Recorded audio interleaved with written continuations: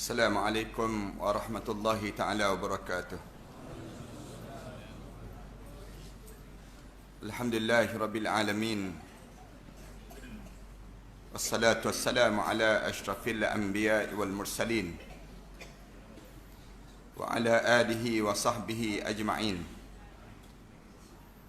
Subhanaka la ilma lana illa ma 'allamtana innaka antal alimul hakim. Rabbi shrah li sadri wa yassir li amri wahlul 'uqdatam min lisani yafqahu qawli.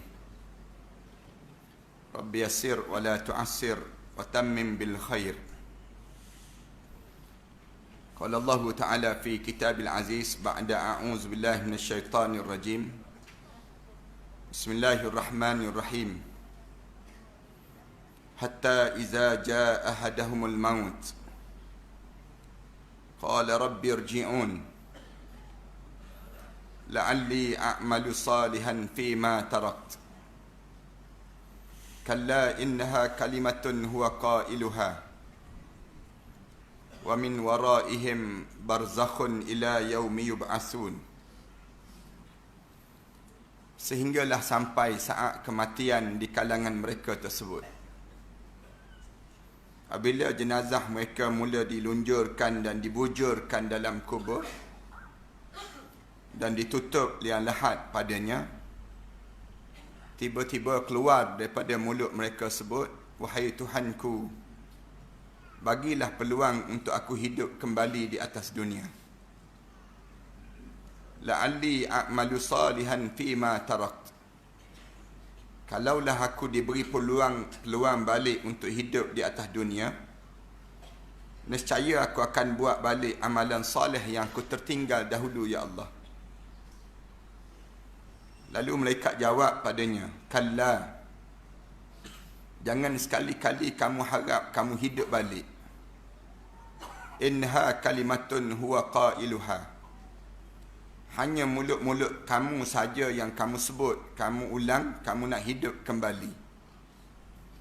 Wa min waraihim barzakhun ila yaumi yub'atsun. Sedangkan di belakang kamu akan melalui saat barzakh sampailah kamu dibangkitkan balik di akhirat nanti. Surah Al-Mu'minun ayat yang ke-99 dan ayat yang ke-100. Yang dihormati imam, pengerusi dan ahliatan kuasa masjid, para alim ulama, para asatizah, muslimin dan muslimat sekalian.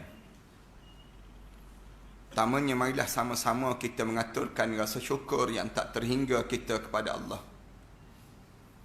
di atas nikmat panjangnya umur kita. Dan syukurnya kepada Allah kerana kita diberi peluang oleh Allah untuk kita membetulkan jalan hidup kita. Masih lagi ada iman dalam jiwa kita dan masih lagi ada kasih sayang Allah pada kita untuk kita datang seketika bercakap tentang satu tajuk yang Rasulullah ajar pada kita supaya kita perbanyakkan cakap tajuk ini. Tajuk yang disebut dalam hadis Rasulullah, aksiru hazimul lazzat. Perbanyakkan kamu menyebut satu benda yang boleh menghancurkan kelazatan hidup kamu. Apa benda yang boleh hancurkan lazatnya hidup kita ni?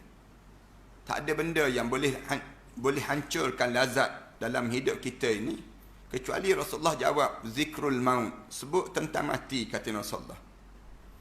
Kerana kalau kita perhati dalam hidup ini, manusia ni sentiasa sebut tentang hidup. Jarang manusia nak sebut tentang mati. Kenapa kita diajar supaya sebut tentang mati dalam hidup? Lalu Rasulullah sebut lagi dalam hadis yang lain. Rasulullah sebut itu tanda kamu cerdik. Bila kamu hidup dalam keadaan sentiasa sebut tentang cerita tentang mati, ataupun persiapan kamu untuk mati, ataupun kamu cakap sikit cerita tentang mati, itu tanda kamu cerdik. Rasulullah sebut dalam hadis Rasulullah, Al-Kayyis. Rasulullah sebut orang yang cerdik bukan orang yang ada PhD, tidak. Orang cerdik ni bukan orang yang ada doktor, tidak. Orang cerdik ni bukan orang rumah dia besar, tidak. Orang yang cerdik ni bukan orang yang mempunyai pengaruh yang ramai, tidak. Tetapi orang yang cerdik ni, man dana nafsahu wa amila lima ba'dal maut. Rasulullah sebut terus, orang yang cerdik di kalangan kamu ni, orang yang hidup dia sentiasa mempersiapkan diri dia untuk membanyakkan amalan dia, untuk menyiapkan diri dia menghadap di hadapan Allah nanti. Ini secerdik-cerdik manusia. Wal ajiz, dan orang yang paling bodoh di kalangan kamu, kamu tahu tak siapa? Orang bodoh ni bukan orang yang sepak tin tepi jalan tu, tidak. Orang bodoh ni bukan orang tak ada sijil, tidak. Orang bodoh ni bukan orang yang tak ada harta benda, tidak. Tapi yang bodoh ni siapa? Manittaba'a hawahu. Orang yang hidup melayan hawa nafsunya. Bukan sekadar dia melayan hawa nafsu. Wa tamanna 'ala Allah. Kemudian dia letak angan-angan dia kepada Allah. Orang tanya pada dia, kamu tak siap ke untuk mati? Tak, dia sebut. Habis tu kalau kamu mati, tak apa, orang tolong kebumikan, dia sebut. Lepas tu kalau masuk dalam kubur nanti, kamu tak takut ke dengan mati? Takut, disebut. Habis tu macam mana dengan mati? Kalau kamu mati dalam keadaan kamu tak solat, dalam keadaan kamu tak tutup aurat ni, aku harap Allah maha pemurah dan penyayanglah dengan aku, disebut. Hidup dia sentiasa letak angan-angan dia kepada Allah. Rasulullah larang benda yang demikian. Hidup kita ni hidup yang mesti jelas. Jelas untuk apa dia jelas kita ni? Jelas supaya kita ni sentiasa dalam keadaan yang tepat perjalanan hidup kita. Sehingga kan Allah tegur dalam Quran, iqtaraba lin-nasi hisabuhum wa hum fi ghaflatin mu'ridun. Dekat dah saat manusia ni nak dihisap hitungan amalan dia, tapi dia masih lagi fi ghaflatin mu'ridun. Dalam keadaan ghaflatin, dalam keadaan sibuk dia kelekaan dan juga berpaling daripada peringatan Allah Subhanahu wa taala. Tuan-tuan, depan kita ni ada satu masa yang penting dalam hidup kita, yang perlu kita lalui. Ada satu saat yang kita akan tergamam dalam hidup kita, yang kita akan jumpa dalam hidup kita. Saat genting itu saat apa dia? Saat yang disebut dengan sakaratul maut. Sakarat ini satu benda yang menggemparkan hidup dalam hidup seseorang, yang sentiasa disebut dalam hadis Rasulullah sallallahu alaihi wasallam. Inna sakaratun azim. Sakarat ni satu benda yang menggemparkan hidup kami. Satu benda yang mengejutkan dalam hidup kami.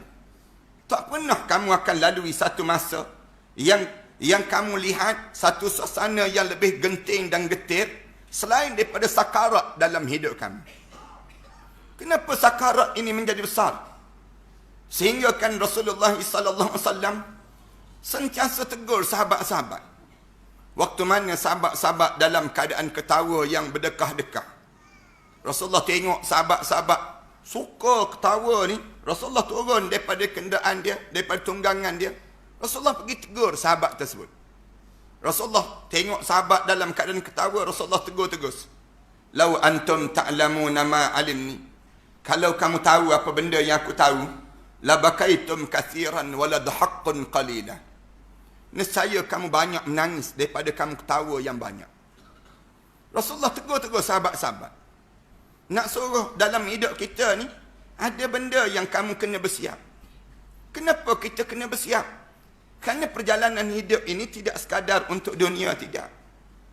Dalam hidup kita ni, kita kena faham, kita akan ada lebih kurang 5 alam yang perlu kita lalui.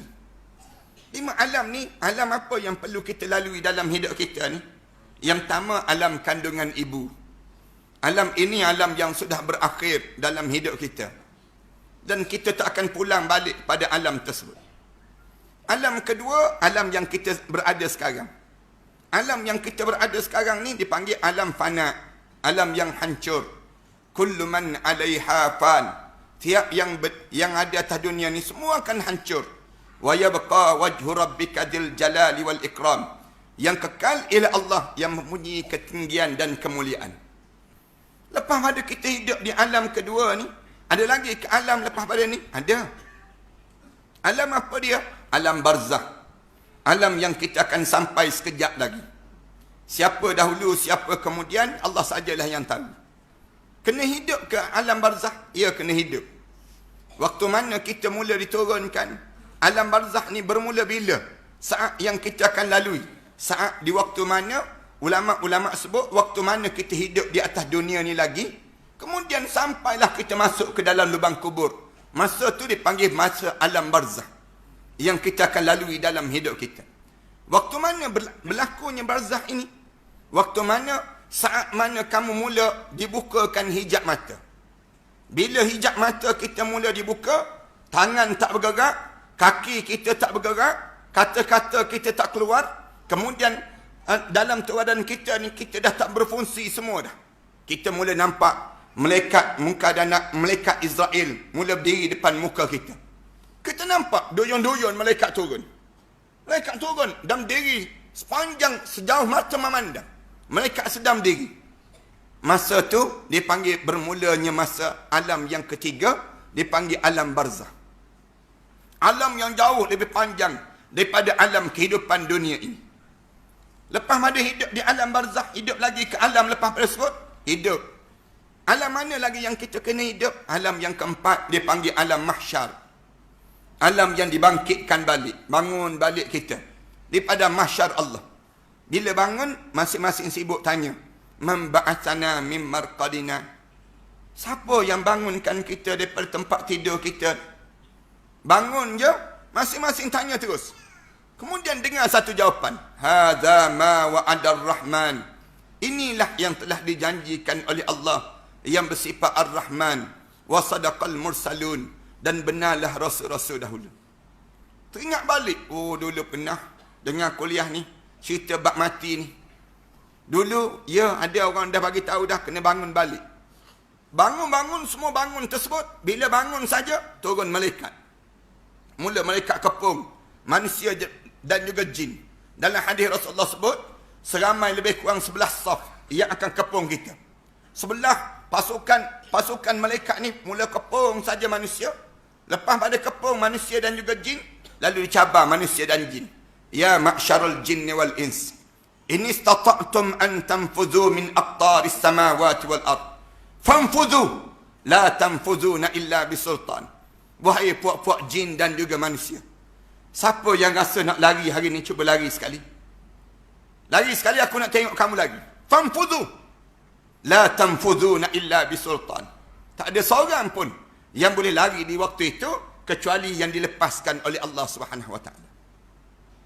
Lepas mana kita hidup di alam yang keempat ni, berakhir lagi kah? Berakhirkah perjalanan hidup? Tak. Ada lagi satu lagi alam yang besar. Alam yang besar dipanggil alam sa'idun au saqiyun. Alam syurga ataupun alam neraka. Sampai pada alam syurga, alam neraka, bila sebut syurga, lalu Allah Subhanahu Wa Taala sebut terus dalam Quran, khalidina fiha abada. Kekal kamu sampai bila-bila dalam syurga tersebut.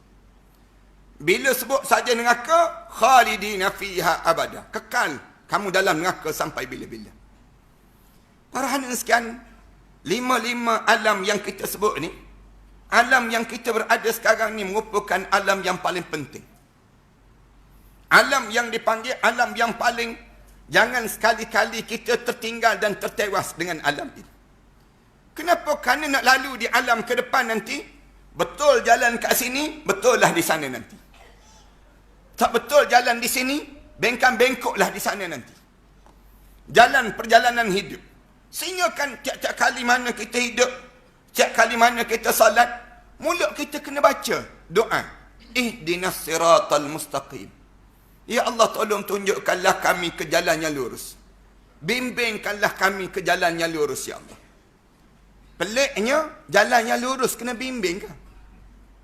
Kalau kita tanya sikit lagi, jalan yang lurus ni kena bimbing kan? Patutnya bimbinglah. Jalan yang bengkak-bengkok itulah kena bimbing. Tapi jalan yang lurus ni, jalan yang lurus, tak perlu dibimbing. Tak. Jalan yang lurus ni kena bimbing. Kenapa kena bimbing jalan yang lurus? Kerana ramai orang yang terseleweng. Hidup di jalan ini, di jalan agama ni, lari. Perjalanan hidup. Lari kerana apa dia?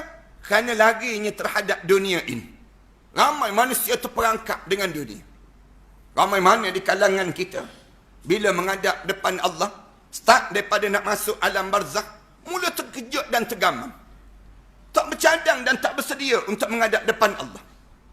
Kalau kita jawab terhadap pertanyaan di kalangan umat, tanya soalan yang ditanya pada malam ini, bersediakah kita masuk ke alam barzakh?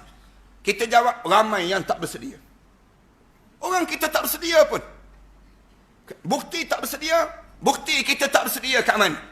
Ramai mana di kalangan kita, bila malaikat mula berdiri di hadapan muka dia, malaikat mula sebut pada dia, wahai anak Adam, aku cari setitik air untuk kamu telan, sudah tidak ada. Aku cari sepatah kataan yang keluar daripada mulut kamu, sudah tidak ada. Aku cari selangkah untuk kamu melangkah, sudah tidak ada. Wahai roh, sila keluar daripada jasad ini. Sebut keluar tersebut, Allah rakam terus. Kebanyakan mulut manusia ni, dia sebut apa dia pada Allah? Sebut daripada mulut dia, dia sebut pada malaikat. Laula akhartani ila ajalin qarib fa asaddaqa wa akum minas salihin. Malaikat, boleh tak bagi tahu pada Allah sekejap? Jangan bagi mati lagi. Jangan bagi mati lagi malaikat. Kenapa jangan bagi mati ni? Fa asaddaqa, saya nak bersedekah di jalan Allah. Ni harta-harta yang ada ni, saya tak sempat nak bersedekah malaikat. Saya nak bersedekah sekarang. Wa akum minas salihin, dan saya nak jadi hamba Allah yang saleh. Malaikat jawab terus, walan yuakhirallahu nafsan iza jaa ajaluha. Allah tak tangguh dah ajal bila sampai masa pada seseorang. Wallahu khabirum bima ta'malun. Allah tahu PR perangai apa. Kalau sekiranya kamu tangguh lagi kematian kamu, kamu ulang sama je perangai dalam hidup kamu tersebut. Malaikat jawab, Allah dah bagi tahu dah. Menandakan apa dia? Ada di kalangan kita jadi golongan yang pertama ni, orang yang hidup dalam keadaan tak bersiap menghadap depan Allah. Golongan ini golongan yang bahaya. Siapa golongan yang pertama ni? Yang kebanyakan di kalangan kita yang tak bersiap. Saya nak sebut sikit lagi. Jangan kita masuk dalam kumpulan ini. Tak bersiapnya orang kita ni, tak bersiap lagi dalam hidup kita ni. Bila malaikat mula masuk dalam tu badan, masuk saja terus ke hujung kaki. Terus ke hujung kaki tu, bila mula ditarik, bila sampai di hujung kaki, malaikat datang, malaikat istihar. Waja'at sakratul maut bil haqq, dzalika ma kunta minhu tahid. Sampai dah masa sakaratul maut yang penuh dengan kebenaran. Ni benar dah.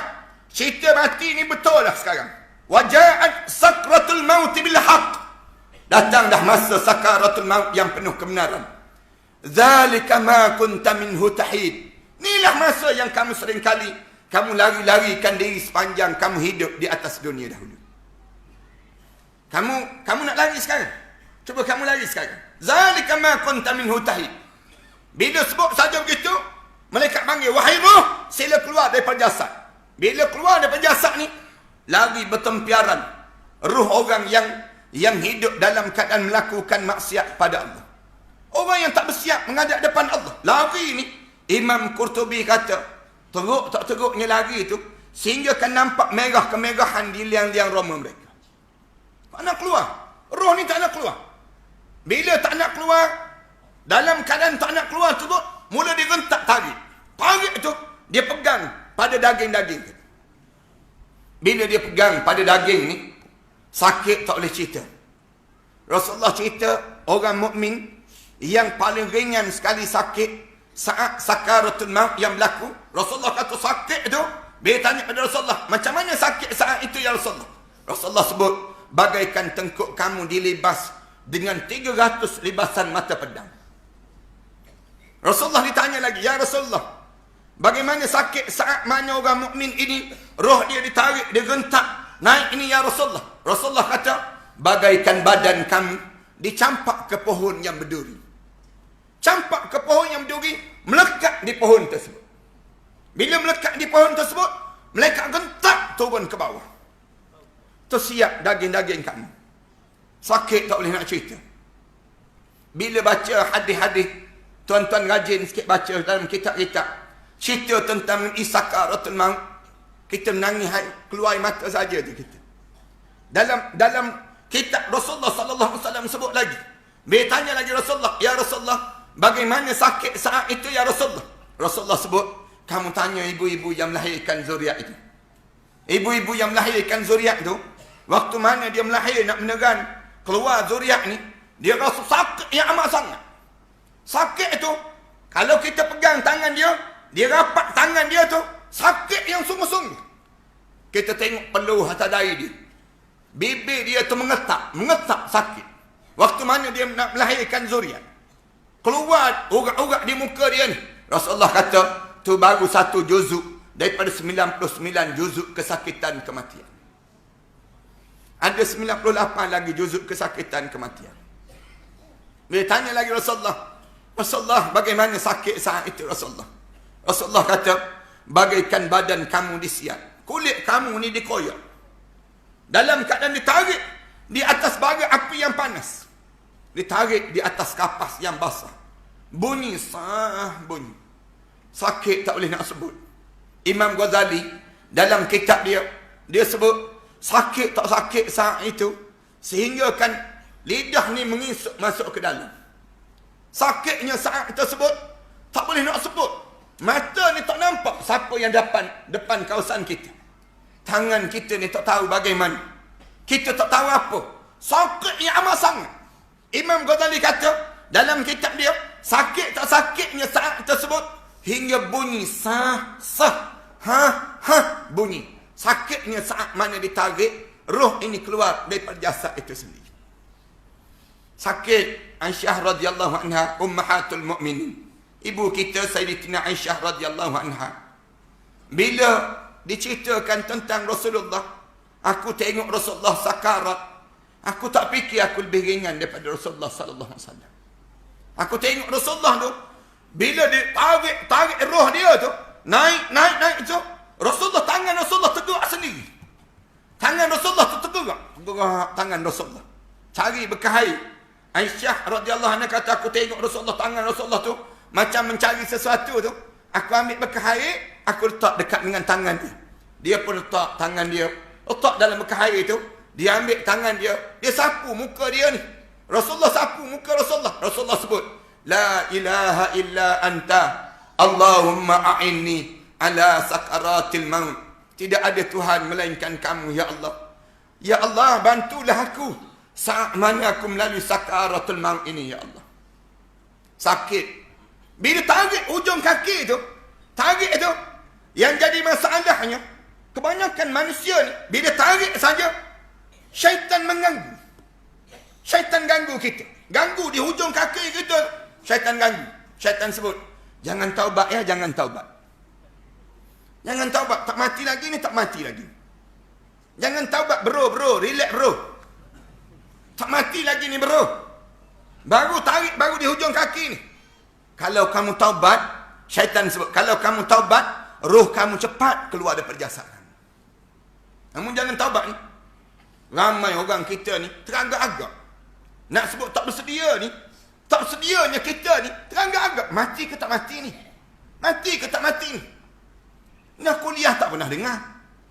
Majlis ilmu tak pernah hadir. Dalam hidup ni tak pernah duduk dengan orang saleh. Tak tahu mati ke tak mati ni. Macam orang nak melahirkan anak kan. Orang yang tak pernah melahirkan anak, bila dia rasa sakit sikit, dia kata, ni nak macam nak beranak ni. Padahal tak ada jalan keluar lagi pun. Dia yang rasa macam betul dah dia nak beranak. Syaitan ni ganggu dia. Ganggu ni, jahat tak jahatnya syaitan ni. Ganggu tu dia sebut, jangan taubatlah. Kamu rasa sikit je ni. Ni baru gangguan. Dan disebut dalam kitab yang lain, orang yang dia tak bersedia menghadap depan Allah, saat itu dia rasa bagaikan dia baru memimpi. Mimpi je dia. Aku ni mati ke nak hidup lagi ni? Aku ni macam mimpi je. Dia rasa mimpi, tapi dia rasa sakit. Tu badan dia sakit, keliru dia. Hidup ke tak hidup ni? Mati ke tak mati ni? Bila tarik lagi sampai ke lutut. Roh ni tarik sampai ke lutut. Bila sampai ke lutut ni, masuk kumpulan yang kedua malaikat. masuk dalam toilet dia, tarik daripada lutut dia ni, tarik sampai ke pusat dia, rentak sampai ke pusat, zup naik sampai ke pusat, sejuk di pusat. Bila sejuk di pusat ni, sejuk ni disebut dalam kita amat sejuk sungguh. Macam tangan kita masuk dalam ais batu, kemudian kita biar lebih kurang sejam. Tangan kita dalam bekas ais batu tu, rasa kita ni rasa tak rasa apa-apa dah tu ada. Sejuk yang amat sangat. Bila sejuk tu, tiba-tiba di pusat kita ni diturun balik. Roh ni turun balik. Turun sikit demi sedikit. Turun semula ke bawah. Bila turun ke bawah, syaitan pun sebut, kan aku dah kata dah tak mati, tak mati. Aku sebut dah tak mati. Manusia ni degil dan tolol. Degil dan tolol tu dia percaya pada syaitan. Kenapa dia percaya pada syaitan? Dia hidup pun dia percaya pada syaitan. Dia nak mati lagi dia percaya pada syaitan. Syaitan ni menyamar. Menyamar di saat ni. Tak mati, tak mati. Aku ni tolong kamu. Tak mati. Tengah turun.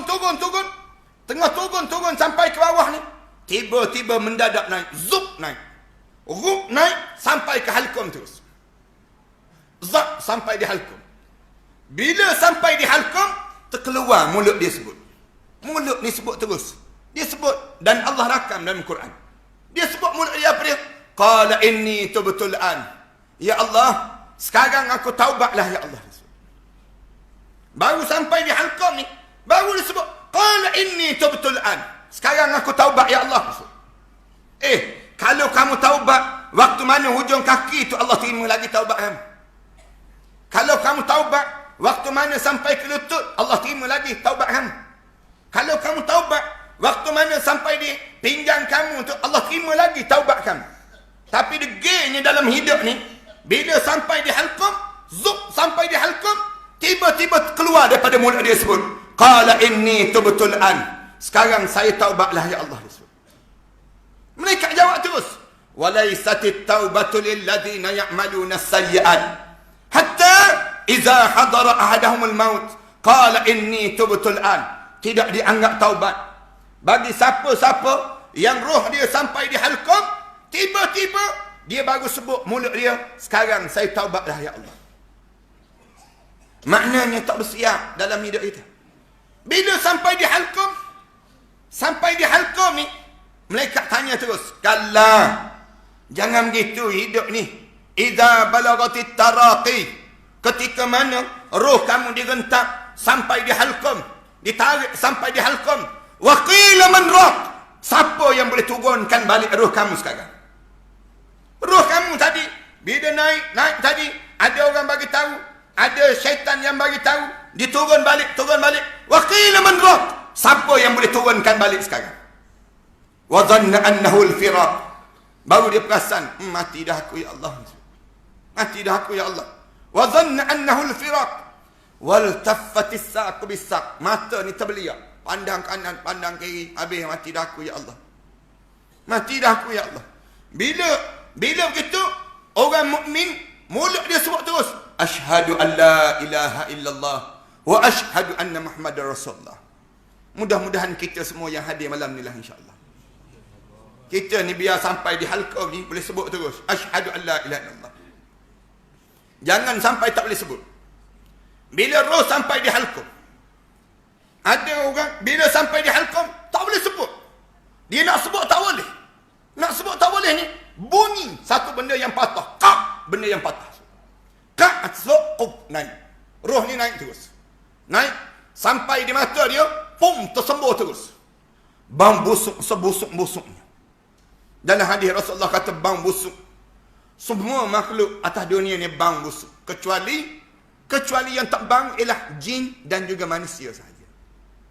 Dalam satu riwayat sebut, bila roh orang mukmin keluar, bang wangi, semerbak bang wangi. Bang seluruh makhluk ni bang, kecuali jin dan juga manusia je tak bang. Masuk dalam bekas. Bila masuk tu, malaikat sambut masuk dalam bekas yang warna hitam, na'udzubillah min dzalik, yang tak bersiap menghadap depan Allah ni. Masuk je, tutup tersebut, dalam keadaan bau busuk tersebut, bau naik. Malaikat bau naik. Penjaga langit yang pertama tanya, roh siapa ni? Bang busuk macam ni. Lalu dijawab, roh fulan bin fulan. Roh fulan bin fulan. Roh fulanah binti fulan. Sebut saja begitu, penjaga langit yang pertama kata, celakalah roh ni. Hidup dalam keadaan jahat, mati dalam keadaan jahat. Mula sumpah sana. Naik langit yang kedua, Rasulullah sebut naik langit yang tiga, sampai menghadap depan Allah. Allah sebut, tentukan dia dalam neraka sijin. Na'udzubillah bin dzalik. Sebut neraka sijin tu turun terus. Turun terus roh diri di hujung kepala masing-masing. Kita mula nampak siapa datang nak mandi jenazah kita. Kita mula rasa orang buka butang baju kita ni. Kita mula rasa saat mana orang usung jenazah kita. Kita rasa saat mana orang mandi jenazah kita. Bila orang mandi jenazah kita tu, kita sebut pada pemandi jenazah. Perlahan-perlahan sikit. Sakit mati tadi tak habis lagi. Sakit. Badan ni bagaikan melecur seluruh tu badan. Sebut pada pemandi jenazah. Dalam hadis Rasulullah sebut begitu. Dia sebut pada orang mandi jenazah. Orang mandi jenazah ni tak dengar. Kalau orang mandi jenazah ni dengar, terloncat dia tak dengar. Tak mandi jenazah dia. Bila dia sebut perlahan-lahan, jangan kasar sangat. Kita rasa bila orang kebuk kapan jenazah kita. Siap kapan jenazah, boleh rasa orang usung jenazah kita letak ataskan dia. Kita boleh bilang berapa orang nak datang semayang jenazah kita. Kita nampak semua. Nampak ni. Bila nampak saja orang usung keluar daripada rumah kita. Bila sampai ke kubur, letak saja di kubur tu, berdiri dah dua orang malaikat muka dan nakir, warna hitam kebiru-biruan dalam kubur tu, bersiap untuk memulakan pertanyaan di alam barzakh yang disebut dengan alam yang kita akan lalui sekejap lagi. Bila turun jenazah, orang usung jenazah kita turun. Turun tu belum sampai ke bawah lagi. Malam hamba dah sebut dah semalam. Dalam kuliah malam, belum turun jenazah tu.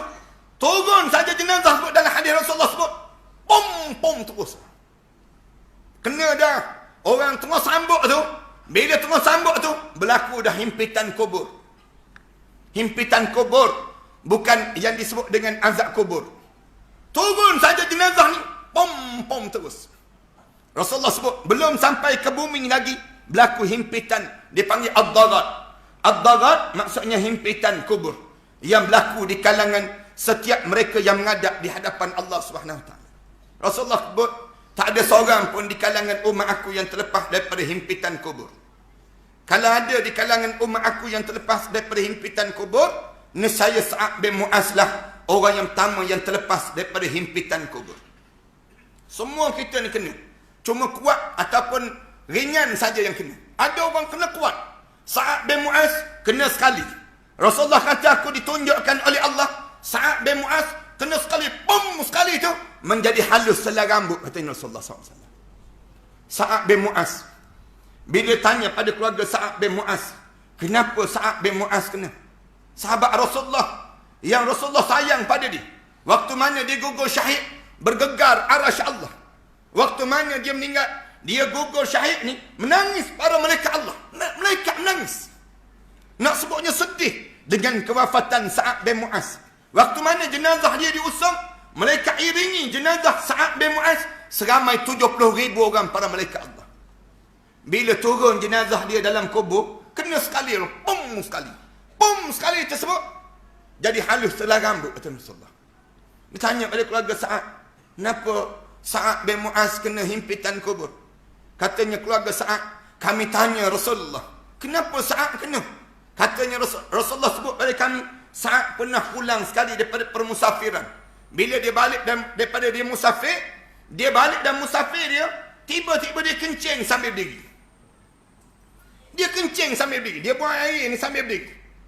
Kerana sebab tersebutlah dia kena himpitan kubur sekali dalam hidup.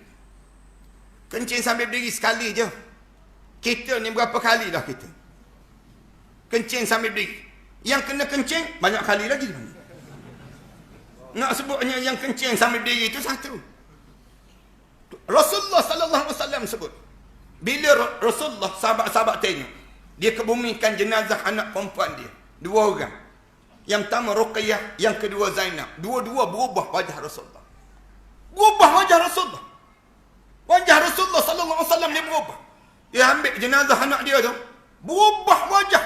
Rasulullah letak jenazah dia tu, jenazah anak tu. Rasulullah bingkah bangun. Rasulullah kata ambil tanah. Sahabat-sahabat ambil tanah. Rasulullah kepal tanah tu. Rasulullah genggam tanah. Rasulullah baca pada tanah sebut, minha khalaqnakum. Daripada tanah kamu diciptakan oleh Allah. Rasulullah letak bawah pipi anak perempuan ni. Rasulullah ambil lagi tanah. Rasulullah sallallahu alaihi wasallam kepal lagi tanah tu. Rasulullah baca, wa fiha nu'idukum. Pada tanah kamu dikembalikan balik. Rasulullah ambil tanah tu, Rasulullah letak di antara tangan kanan dan tangan kiri. Rasulullah ambil lagi tanah. Rasulullah kepal lagi tanah tu. Rasulullah baca lagi, wa minha nukhrijukum taratan ukhra. Daripada tanah ni juga kamu akan dibangkitkan balik di akhirat nanti. Rasulullah baca, Rasulullah hembus pada tanah tu tiga kali. Rasulullah letak di hujung kaki. Rasulullah naik ke atas. Bila Rasulullah naik ke atas, sahabat-sahabat tegur Rasulullah. Rasulullah, 2 kali kami tengok Rasulullah. Kamu kebumikan jenazah anak perempuan kamu.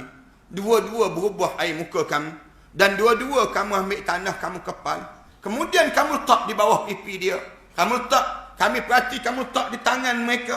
Kemudian kamu letak di hujung kaki dia. Kenapa Rasulullah? Rasulullah kata, aku diperlihatkan oleh Allah saat mana anak perempuan aku kena himpitan kubur, kata Rasulullah. Bila aku tengok, aku tak sampai hati, kata Rasulullah. Anak perempuan, Rasulullah ni rapat dengan anak perempuan. Bila Rasulullah sebut aku tak sampai hati, berubah wajah aku ni. Aku ambil tanah tu, aku genggam tanah, aku baca doa.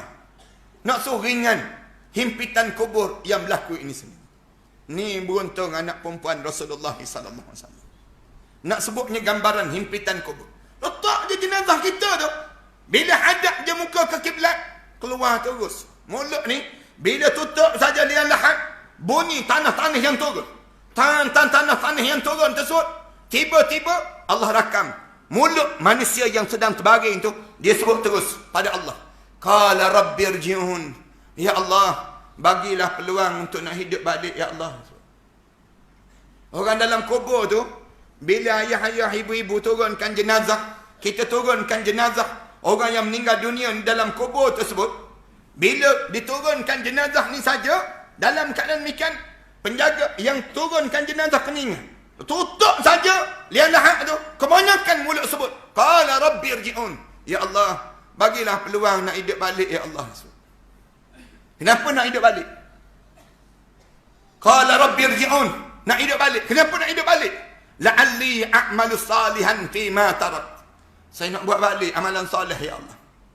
Tak dan hidup atas dunia dahulu tak sempat nak buat amalan soleh. La'alli a'malu salihan fi ma tarak. Yang aku tertinggal waktu mana aku hidup dahulu, ya Allah. Malaikat jawab terus, kalla, jangan harap kamu boleh hidup. Innaha kalimatun huwa qailuha. Mulut je sebut. Mulut je sebut. Mulut je sembang kencang dia panggil. Cakap besar je mulut kamu ni. Nak hidup. Wa min waraihim barzakhun ila yaumi yub'atsun. Sedangkan di belakang kamu akan mula melalui saat barzakh sampai dibangkitkan balik di hadapan Allah. Ulama-ulama tanya, kenapa yang nak hidup balik ni? Dalam hadis Rasulullah cerita, orang mukmin kan, bila dia meninggal dunia, start daripada nak keluar roh tu, ni, malaikat sebut ni di telinga, malaikat umum, ya ayyatuhan nafsul mutmainnah, irji'i ila rabbiki radiyatan mardiyah, fadkhuli fi ibadi, wadkhuli jannati. Orang mukmin ni, Allah start daripada sini lagi. Kalau kita dengar kalimah ni, tanda kita ahli syurga Allah SWT. Belum sampai di sini, malaikat berdiri tu, malaikat bagi salam. Assalamualaikum. Malaikat bagi salam. Salam sejahtera ke atas kami. Wahai anak Adam, aku cari. Bila umum saja, ruah-ruah ni pun bagi salam terus. Ruah-ruah kita ni bagi salam terus. Assalamualaikum. Mati ya kita. Bagi salam. Di antara semua ruah-ruah sendi-sendi kita ni, mula bagi salam. Kita pisah sekarang. Kita berjumpa di akhirat nanti. Semua bagi salam. Naik saja. Bila sebut wahai roh, sila keluar daripada jasad ini. Ya ayyatuhan nafsul mutmainnah, irji'i. Balik ila radiyatan mardiyah. Balik pada keredaan Allah. Roh ni kumpul hujung kaki. Lembut je hujung kaki. Dalam keadaan lembut tu Rasulullah kata macam minyak tak campur dengan air. Dia kumpul begitu, tarik naik. Naik tu sakit lah, Allah saja yang tahu. Sakit di saat naik saja, naik sampai di pinggang ni. Bila naik saja, malaikat mula sebut. Malaikat sebut Allah taqafu. Jangan takut jangan takut. Jangan takut. Malaikat sebut Allah taqafu wala tahzanu. Jangan sedih, jangan sedih. Wa abshiru bil jannati allati kuntum tu'adun. Kabar gembira pada kamu, syurga Allah yang tersedia untuk kamu. Bila mereka sebut begitu tu, kita tengok atas dahi dia ni peluh atas dahi. Orang mukmin ni dia jadi peluh atas dahi. Kalau kita tengok orang yang dia peluh atas dahi saat mana dekat menghadap depan Allah, tanda syurga Allah telah tersedia untuk dia. Kadang-kadang dalam hadis lain Rasulullah sebut kembang kempis hidung dia. Hidung ni jadi kembang kempis. Dalam riwayat yang lain kata air mata dia keluar.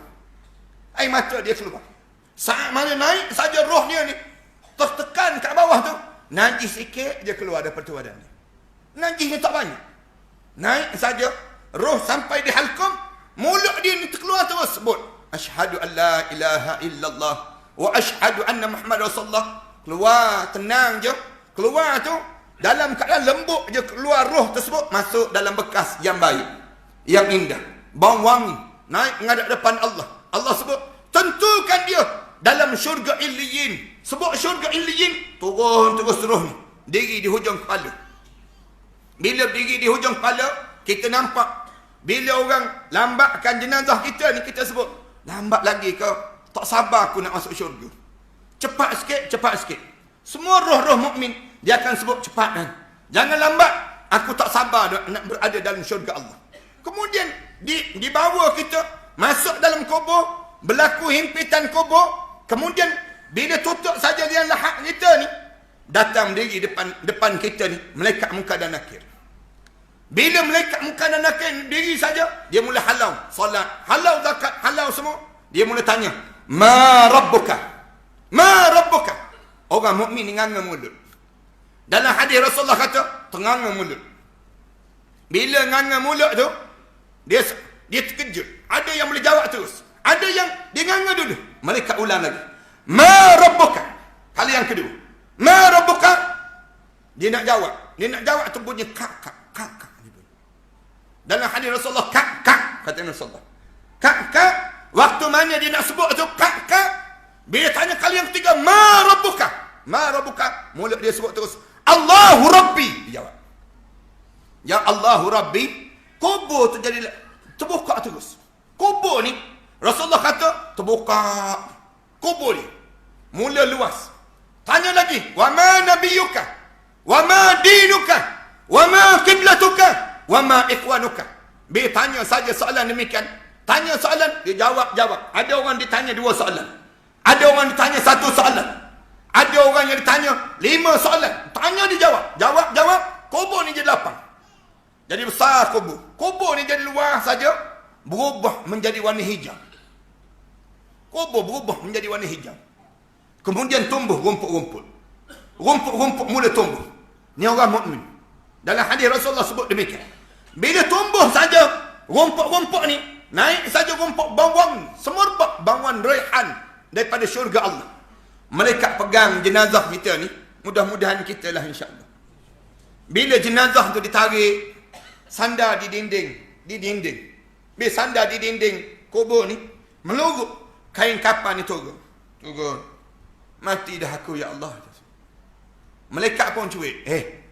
Allah tanya kamu, wahai hamba Allah. Allah tanya kamu, nak hidup balik tak? Nak hidup balik tak? Dia tengok malaikat pula. Malaikat tunjuk. Tengok tu, matahari sedang tenggelam. Matahari sedang tenggelam hari pertama di barzah. Dia berkawan. Malaikat, aku tak solat asar lagi. Asar, tak solat lagi. Teringat, hidup ni lama dah solat. Bila hidup ni sentiasa solat. Teringat bagi tahu pada malaikat. Tak teringat nak jawab lagi malaikat. Malaikat tanya ni.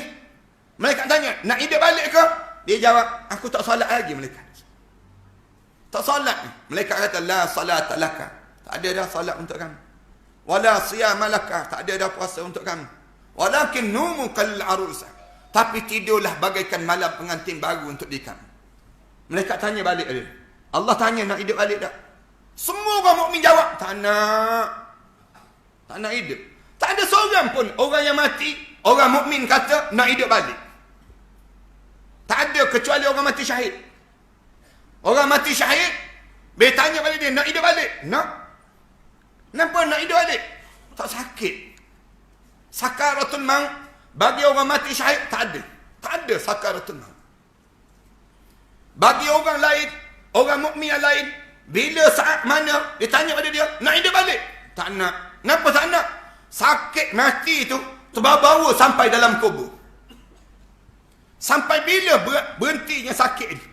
Ulama sebut sakit ni berhenti dengan doa-doa orang yang hidup. Doa anak-anak kita ni baca doa, ya Allah, aku tengok susahnya ayah aku meninggal dunia dahulu, ya Allah. Jadikanlah keringanan dengan doa ni, ya Allah. Anak-anak baca doa. Sampai bila berakhir ni? Dalam satu riwayat kata, kalau anak tak baca doa, sampai bangkit balik di akhirat nanti. Bangun di akhirat tu, terasa lagi sakit. Sakit sakarat. Kenapa yang sakit sangat ni? Kenapa yang tak nak hidup? Yang peliknya, dalam ayat Al-Quran yang saya baca tadi, dalam surah Al-Mu'minun ayat 99, mulut orang disebut, qala rabbirji'un. Ya Allah, tolong hidup balik, ya Allah. Hidup balik, ya Allah. Kenapa nak hidup balik? Orang mukmin tak nak hidup. Orang mukmin ni, bila tanya pada dia, dia tanya balik malaikat. Aku nak tanya ni. Ni berubah jadi warna hijau ni. Kubur ni jadi berubah jadi warna hijau. Tak jadi warna oranye, kuning oranye, macam-macam gaya ni. Nak sebut, berubah jadi warna hijau molek. Rumput-rumput pula tumbuh. Jadi bau wangi pula ni. Ni datang daripada mana ni malaikat? Datang daripada mana? Malaikat jawab terus. Malaikat jawab. Katanya malaikat, ni datang daripada tahajud yang kamu bangun waktu mana kamu hidup. Kamu dulu hidup kan dulu rajin bangun tahajud. Bangun ayah-ayah, ibu-ibu. Jangan malas bangun tahajud. Bangun kita. Kalau kita dapat solat tahajud, buat macam Rasulullah tahajud. Tahajud bila? Rasulullah tidur lepas isyak, Rasulullah bangun kedua, ketiga pagi, Rasulullah solat. Lepas tu Rasulullah tidur balik. Kemudian Rasulullah bangun balik semayang subuh. Itu cara yang terbaik yang Rasulullah buat. Kalau kita yang ni, saya tak cadangkan pada jemaah lah. Orang kita ni biasa kalau dia tidur, dia bangun, dia tidur, dia tak bangun-bangun. Yang menyebabkan saya tak cadangkan kita buat. Yang saya cadangkan, buat macam sahabat-sahabat buat. Dekat nak tidur, dekat tidur, bangun dekat dengan subuh. Dekat dengan subuh, kemudian kita bangun solat, azan subuh. Itu dia cara yang kedua. Kalau kita tahu kita ni tak boleh bangun. Tak boleh bangun. Ustaz, saya ni susah nak bangun. Saya ni kalau tidur, kalau orang tak kejut, lusa pula bangun. Payah nak bangun. Sebelum tidur tu, lepas sembahyang isyak, belum tidur tu, solat tahajud terus. Senang. Ulama-ulama sebut, kerana tidur tu menjadi sunat dia. Nak suruh kita tahajud juga. Malam-malam tu, solat awal-awal. Kita tahu dah, kita sebut dah pada Allah. Ya Allah, saya ni payah nak bangun, ya Allah. Saya tahajud awal-awal lah. Mudah untuk diri kita yang demikian. Senang kita bangun salat subuh keesokan hari. Nak sebutnya gambaran dalam waktu mana tanya saja pada dia, mula bunyi. Orang dalam kubur tu bunyi. Macam lebah je begitu bunyi. Bunyi. Dia tanya malaikat, bunyi apa ni? Bunyi apa ni? Macam lebah ni. Semakin dekat. Kelip-kelip warna hijau. Warna hijau yang cantik. Datang dekat dengan dia. Kelip cantik. Tanya malaikat, ni apa ni malaikat? Orang mukmin. Ditanya demikian, malaikat kata, itulah roh-roh mereka yang telah meninggal dunia sebelum daripada kamu dahulu mula datang nak ziarah kami. Kita mula dengar tu cerita panjang. Bila dengar aja datang dekat dengan kita ni, lalu roh-roh tersebut, kita dengar suara dia disebut, biar dia penat lagi tu. Penat kerana dia sakarat. Dia tu Terbau-bau lagi ni. Biar dia sekejap lagi kita tanya khabar ni. Kita pun jawab terus. Tak. Kita sebut, mari tengok ni. Mari tengok ni, kain kapan ni. Kain kapan yang kamu tengok ni. Kamu tahu tak siapa yang pakai kain kapan untuk aku tadi? Dalam hadis Rasulullah sebut, setiap mereka yang menghadap depan Allah berbangga dengan kain kapan yang dipakaikan oleh siapa yang memakai untuknya. Siapa yang pakai kain kapan untuk diri kita ni, kita bangga. Kena anak kita, dia sebut anak aku. Anak aku.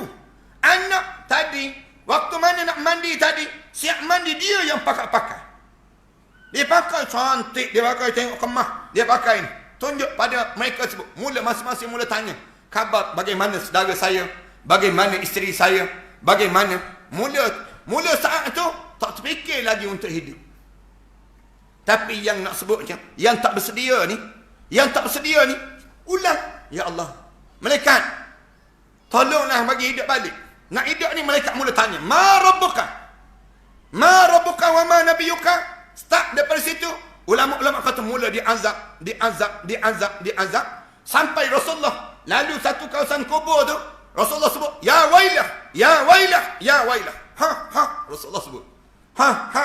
Rasulullah sebut begitu, Rasulullah paling jauh.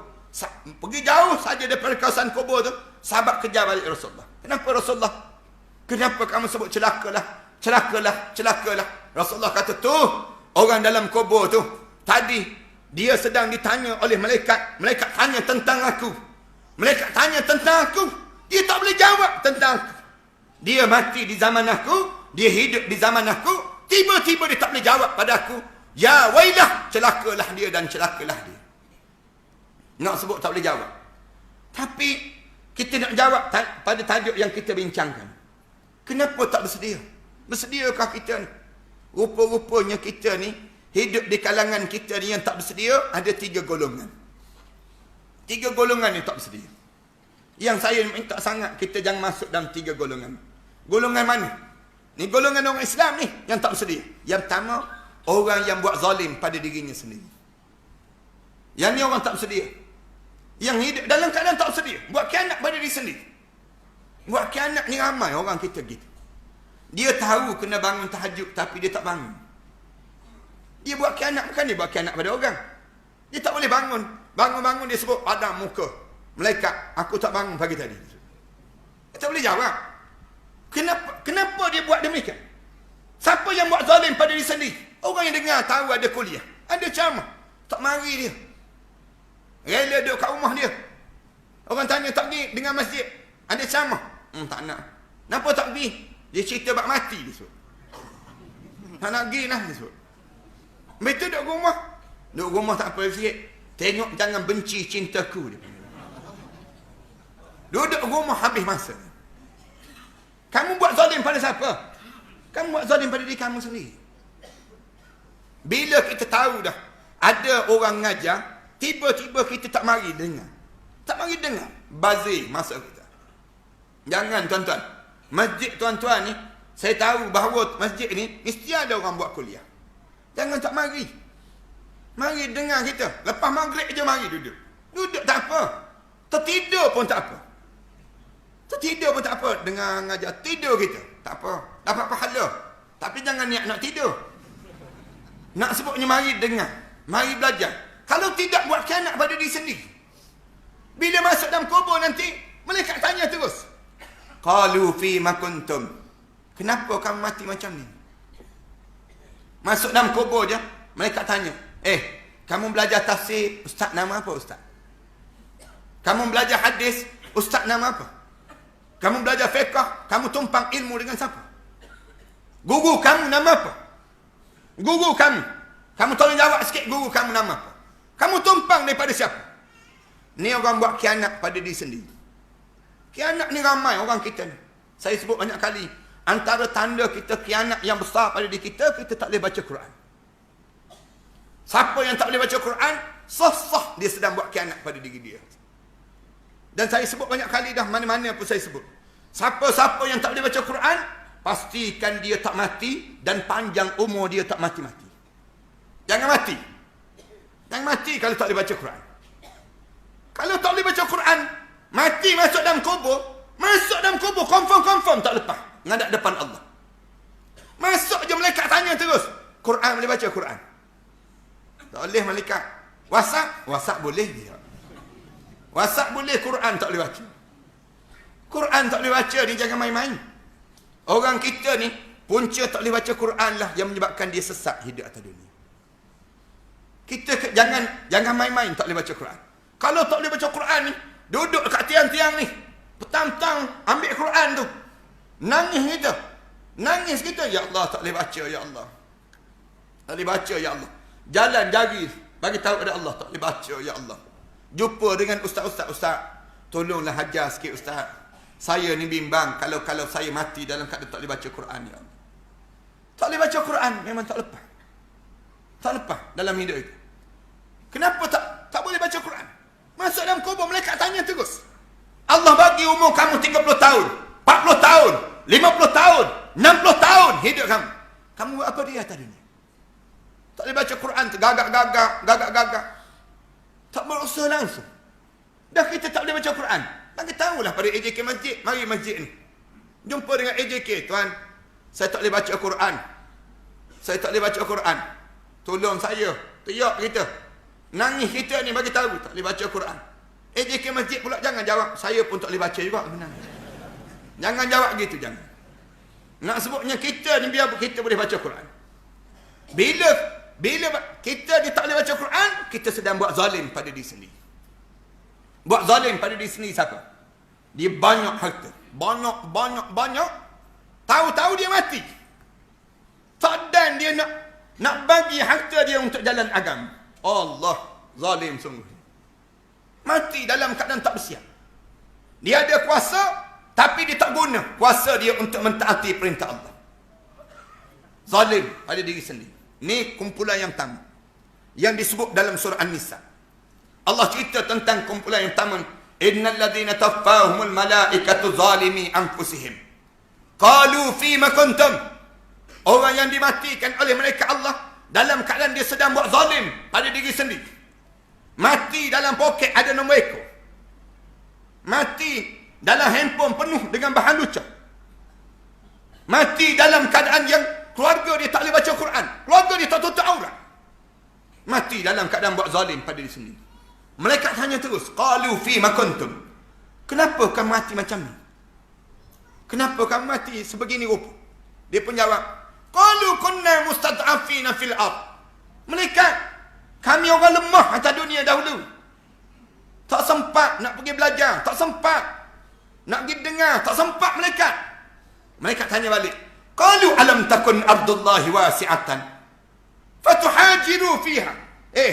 Bumi yang Allah buat itu sempit sangat ke untuk diri kamu? Tidakkah Allah jadikan bumi ini luas untuk kamu? Kenapa kamu tak berhijrah waktu mana kamu hidup atas dunia dahulu? Faulaika ma'wahum jahannam. Kesudahan mereka Allah sediakan tempat dalam neraka jahannam. Wasa'at masira. Dan neraka jahannam ni seburuk-buruk tempat yang disediakan. Ini kumpulan yang pertama. Jangan buat zalim pada diri sendiri. Yang kedua, kumpulan yang kedua, yang berani lawan perintah Allah. Ada di kalangan kita orang Islam tapi lawan perintah Allah. Tak semayang. Tak tutup aurat. Orang tanya dia, kamu tak semayang? Tak. Kenapa tak semayang? Aku penat, dia jawab. Habis itu, kamu tak takut neraka ke? Takut. Siapa kata tak takut? Habis itu macam mana nak jawab depan Allah nanti? Aku harap Allah fahamlah aku ni jenis penat, dia jawab. Senang je dia jawab. Bila kita tanya pada dia, kamu tak keluar zakat ke? Kamu tak tutup aurat ke? Kamu tak tahu.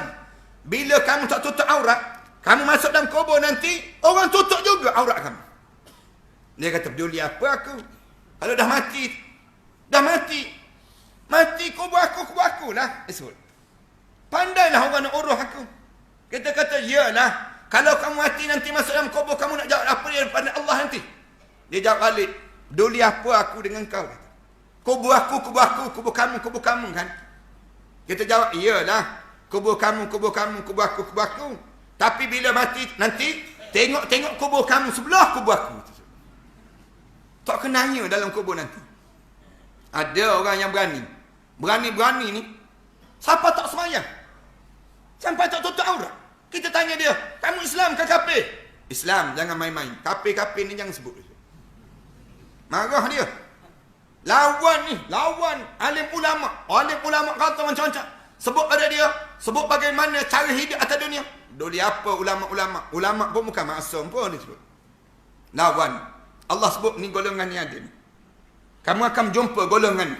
Allah sebut dalam Quran, falamma nasu ma zukiru bih fatahna alaihim abwaaba kulli syai. Ketika mana mereka mula tak nak dengar segala peringatan Allah. Sembahyang Jumaat pun tak nak pergi. Puasa pun tidak. Kemudian minum arak. Yang peliknya, bila dia lawan perintah Allah, lagi dia lawan, lagi segar dia. Lagi dia lawan, lagi sihat tubuh badan dia. Kita jadi heran. Jadi heran, dia ni mayang tidak, rumah besar. Dia ni tutup aurat pun tidak, jodoh ada je. Jodoh dia tu, bercerai, kahwin cerai, kahwin cerai, kahwin cerai. Kita ni jenuh mandi bunga, tak jumpa-jumpa jodoh. Payahnya nak jumpa bunga ni kami. Nak sebutnya, orang macam ni Allah bagi pula. Dan Allah kata, bukan aku bagi, aku istidrajkan dia. Aku istidrajkan dia. Fatahna alaihim abwaaba kulli syai. Aku bukalah segala maksiat dia nak buat. Ni kena ingat. Jangan kita jadi golongan ni. Allah kata, falamma nasu ma zukiru bih fatahna alaihim abwaaba kulli syai. Hatta iza farihu bima utu. Sampai bila aku buka ni? Sampai dia rasa suka sungguh dengan maksiat yang dia buat. Oh, berani. Saya tinggal dekat Shah Alam tu. Bila rumah dia dekat dengan masjid, dia jumpa dengan saya, dia kata, Ustaz, saya ni bosan sungguh dengan azan. Dengan azan ni bosan. Sekali-sekala ni mari, dalam hati ni nak bom je masjid. Dia sebut, kita kata Datuk, mengucap sikit Datuk. Saya sebut sungguh ni Ustaz. Saya sebut sungguh ni. Buat cermin tebal. Malam-malam dia kata, pagi-pagi lagi kena bangun dah dia kata.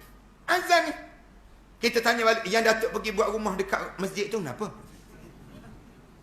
Dia kata masjid buat dekat rumah saya ni Ustaz. Dia kata, bukan saya buat dekat masjid. Nak sebutnya, marahnya ni. Manusia ni. Islam ke kafir ni? Islam. Bukan orang kafir ni. Yang tak puas hati dengan azan. Tak puas hati dengan bacaan Quran. Tak puas hati macam-macam gaya ni. Yang lawan syariat ni, kebanyakan orang Islam juga lah. Allah kata, kamu jangan peliklah.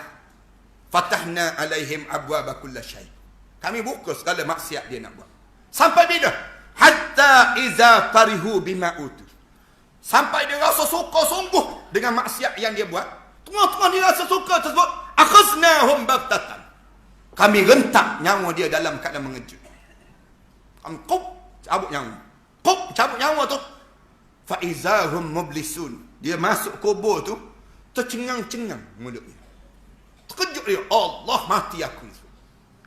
Mati aku tu, dia jumpa malaikat tu, dia sebut, qala rabbi irji'un. Malaikat, bagilah peluang hidup balik malaikat.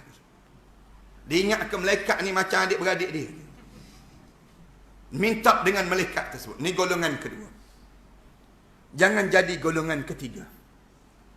Golongan ketiga yang tak bersiap untuk masuk di alam barzah ni siapa? Yang ni kebanyakan di kalangan kita. Saya ingat lagi waktu mana saya belajar dahulu. Guru saya bila disebut golongan ketiga ni, dia menangis. Nangis dia. Nangis lama. Dia pun angkat muka. Boleh jadi kita kot ni kata golongan ketiga. Kalau kita tak jaga betul-betul, kita masuk golongan ketiga. Siapa? Dia pun sebut ayat Quran dalam surah Al-Kahfi. Allah cerita, ada sekelompok manusia yang masuk dalam kubur.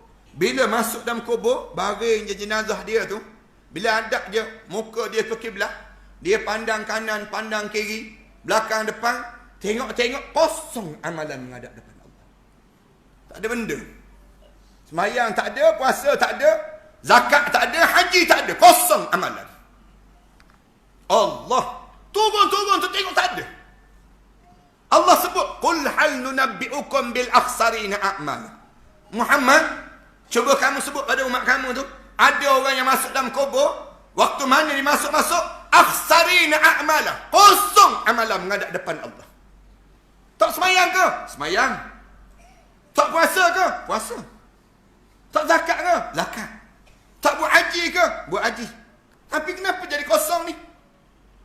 Kenapa jadi kosong? Di saat mana turun-turun, tiba-tiba tengok tak ada. Tak ada. Macam kita turun kapal terbang. Bila kita turun kapal terbang, sebuah negara tak pernah kita sampai. Sampai di Colombia lah, misal contoh. Turun-turun dekat Colombia, turun dekat Korea Utara, misal contoh. Turun-turun, immigration tanya, pasport, mana pasport? Kita pun seluk poket, cari pasport tak ada. Cari beg duit tak ada. Cari handphone tak ada. Cari tak ada berlaku. Nak buat macam mana? Turun di negara yang tak pernah kita sampai. Ni, waktu mana turun tu, immigration tanya, pasport, mana pasport? Tak boleh jawab dah. Kita nampak apa dia masa tu? Nampak muka John Nam terus tak menerai. Kita mesti terbayang tu. Habis aku, habis. Ni bukan turun Korea ni. Turun dekat Barzakh. Turun-turun orang letak jenazah kita. Pandang kanan, pandang kiri. Ada amalan. Kenapa tak ada amalan? Alladzina dhalla sa'yuhum fil hayatid dunya. Allah mula sebut. Punca, kamu biarkan hidup kamu sesat sepanjang kamu hidup atas dunia. Wahum yahsabuna annahum yuhsinuna sun'a. Tiap kali mana mereka buat amalan, mereka ingat amalan itu diterima di sisi Allah, rupa-rupanya Allah tak terima amalan yang dibuat tersebut. Allah tak terima. Sembahyang tapi tak terima. Macam kita nak sebutkan dalam hadis Rasulullah sebut, kam min qa'im laisa lahu illa ta'ab wan nasab. Berapa ramai orang bangun tahajud malam tak dapat apa-apa kecuali letih dan juga lelah je yang didapat. Wa kam min sa'im, berapa ramai orang puasa dia tak dapat apa-apa daripada puasa dia kecuali dapat letih dan dahaga daripada puasa ni. Berapa ramai orang pergi buat haji tak dapat haji pada diri dia, mabrur haji dia, kecuali habis duit, habis tenaga je pada diri dia. Kenapa jadi demikian? Punca dia sesat. Sesat kat mana kita sesat kita? Kat mana? Tak masuk ajaran sesat pun sesat kita. Takkan kita jadi sesat juga? Sesat kat mana? Ulama kata sesat pada 3 tempat. 3 tempat ni biasa sesat. Yang pertama, tak yakin dengan Islam. Ni. Lagi lama hidup, lagi tak yakin dengan Islam. Hamba ni boleh belaka dia sebut. Hamba ni boleh belaka. Boleh belaka apa dia? Marilah ajaran apa pun hamba terima semua. Yang jenis campur belaka. Jangan. Islam dia tak campur. Al-Islam wal Islam. Islam ni Islam. Jangan kita campur Islam dengan liberal, jangan. Jangan campur Islam dengan nasionalis, jangan campur. Jangan campur Islam dengan sekularis, jangan campur. Al-Islam wal Islam. Islam ni Islam. Bila kita sebut Islam, wala tamutunna illa wa antum muslimun. Jangan kamu mati kecuali kamu benar-benar Islam. Orang kita ni tak percaya dengan Islam, tak yakin dengan Islam. Kita ni kan tak yakin. Biasa pergi ke bank, pegawai bank tanya, ni nak buka akaun cara Islamik ke cara konvensional ni ustaz? Dia tanya, Pak Cik nak buka akaun cara Islamik ke cara konvensional? Dia tanya balik, mana yang untung? Dia tanya. Dia tanya boleh. Dia boleh tanya tu, mana yang untung? Padahal dah sebut dah, ni cara Islam, ni cara konvensional. Orang kita tak percaya kan? Tak percaya dengan pendidikan Islam. Orang tanya dia, tak hantar anak menghafal Quran. Dia tanya balik, nak kerja benda menghafal Quran. Anak dah besar nanti dah menghafal Quran, boleh nak jadi pilot? Boleh nak jadi yang disebut dengan doktor? Boleh jadi. Tak yakin dia. Quran dia tak yakin. Sahabat saya, dia tegur sahabat dia. Depan saya, dia sebut, tak hantar anak menghafal Quran ke? Dia tanya balik, ustaz nak suruh anak saya mati terbakar ke? Tak yakinnya dia dalam hidup. Anak kita kan, orang kita ni tak yakin dengan pendidikan Islam. Tak yakin ekonomi Islam. Tak yakin politik Islam. Politik Islam tak yakin. Ustaz, jangan cerita politik suku, agama suku lah ustaz. Ada dalam hidup dia. Kalaulah politik suku, agama suku, Rasulullah merintah Madinah macam mana? Rasulullah mentadbir negara tu macam mana? Kalau Rasulullah tak menggunakan politik Islam. Politik Islam. Jangan kamu campur. Bila kamu campur, ni. Bila sampai di halqam ni, syaitan pujuk terus. Anakku, syaitan nyaman jadi arwah ayah. Rasulullah sebut dalam hadis yang sahih, cerita tentang bila dekat nak meninggal dunia, syaitan nyaman menjadi arwah ayah ni. Dia kata apa dia? Wahai anakku, jangan mati dalam Islam. Ni, mati macam Abah mati ni. Abah mati dahulu mati dalam Yahudi. Mati dalam Yahudi, jangan mati dalam Islam. Bila kita cuba nak mengucap juga, datang sebelah kiri. Ngaku jadi arwah ibu pula. Buka baju ni, tayang buah dada. Rasulullah sebut tayang buah dada ni, tunjuk pada anak dia. Anakku, buah dada ni pernah menyusulkan kamu dulu waktu mana kamu kecil dahulu. Jangan mati dalam Islam.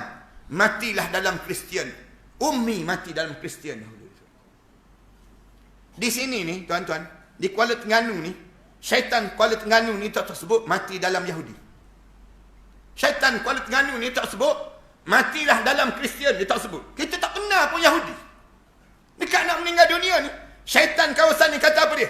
Wahai anakku, matilah kamu dalam Islam liberal, dia sebut. Matilah kamu dalam Islam nasionalis. Matilah kamu dalam Islam sekularis. Tak yakin dengan Islam. Tu dia tak sebut lagi, matilah kamu dalam Islam hadari. Matilah kamu. Pening kepala kita. Pening kepala kita. Al-Islam wal Islam. Islam ni Islam. Dia tak campur. Dia tak campur, saya nak sebut betul-betul. Kena ingat, bila kita ni Islam, jangan pilih selain daripada Islam. Wa man yabtaghi al-islami dinan falan yuqbala min. Siapa yang cari selain daripada Islam, Allah tak terima dalam hidup dia. Wa huwa fil akhirati minal khasirin. Di akhirat nanti dia akan termasuk di kalangan orang rugi. Pelik kita orang Islam tapi tak percaya pada Islam. Orang Islam tak percaya pada Islam. Siapa lagi nak suruh percaya terhadap Islam? Kalau orang Islam sendiri tak percaya pada Islam. Ni nak sebut gambaran yang pertama. Bila masuk dalam kubur, kosong amalan menghadap depan Allah. Yang kedua, kenapa sesat? Sesat kat mana? Sesat dalam ibadah. Ibadah kita ni, cuba kita perhati betul-betul. Kita ni lagi lama kita solat, lagi khusyukkah kita solat? Ataupun kita lagi lama solat, lagi rasa nak marah pada Tok Imam yang baca panjang-panjang. Kita ni semayang ni, bila kita semayang ni, lagi tua kita, umur kita ni, lagi berebut sah pertama ke, lagi tua umur kita ni lagi berebut sah belakang. Ataupun lagi tak mari semayang langsung. Dalam hidup kita ni, cuba betul terang. Dalam hidup kita. Sejak kita solat ni, berapa kali air mata kita nitih. Keluar air mata ni, tengah sujud tu, basah tempat sujud. Bila kita ni menangis, angkat tangan doa ni, nangis sampai peringkat basah janggut-janggut. Berapa kali dalam hidup kita? Kenapa kita solat kita tak jadi khusyuk? Angkat takbir ni, Allahu Akbar, start daripada Allahu Akbar tu, masuk giant, keluar giant tu. Masuk Maidin, keluar Maidin kan. Kenapa kita jadi begitu? Jawabnya, dunia kita ni besar. Dunia ni tengah besar dalam dada kita. Belajarlah untuk kecilkan dunia. Dunia ni kena jadi kecil. Akhirat tu kena jadi besar. Siapa yang membesarkan dunia, dia besar dunia, akhirat jadi kecil terus. Dalam hidup ni, bila kita nak suruh lazatnya ibadah, nak suruh rasa nikmatnya tak sesatnya dalam ibadah, belajarlah kita untuk kita ni menjadikan besarnya akhirat. Nak semayang tu, Allahu Akbar. Allahu Akbar tu, naik bulu roma ni, Allah yang maha besar sungguh aku. Aku ni kecil je ya Allah. Bila berdiri tu, semakin lama kita berdiri, semakin nikmat dalam solat kita. Ni orang dipanggil tak sesat dalam ibadah. Dalam solat kita jaga. Kemudian tak nak tahu sesat tak sesat lagi, nikmat tak nikmat baca Quran. Suka tak suka baca Quran. Lagi berusia, lagi kita baca Quran. Bila Quran kena baca, saya nak sebut sebelum mana subuh, ayah-ayah dan ibu-ibu, ambil peluang sebelum mana subuh. Siapa yang rajin baca sebelum mana subuh, dia masuk dalam kubur tak menyesal dia menghadap depan Allah. Baca Quran ni sebelum mana subuh. Innal Quran al-fajr kana mashhuda.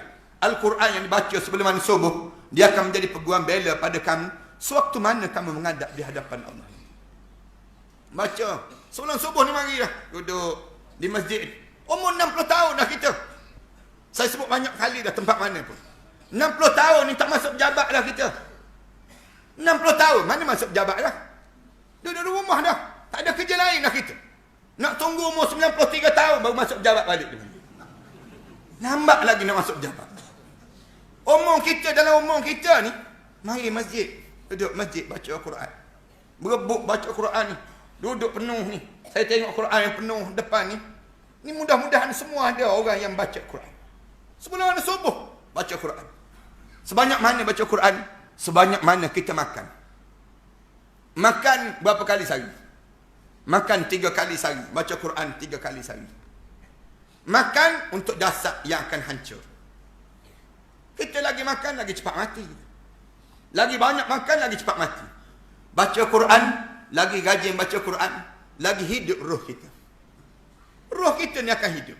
Hidup roh ni. Bila orang mandi jenazah kita ni, Quran tu masuk di antara tangan kanan dan tangan kiri kita ni.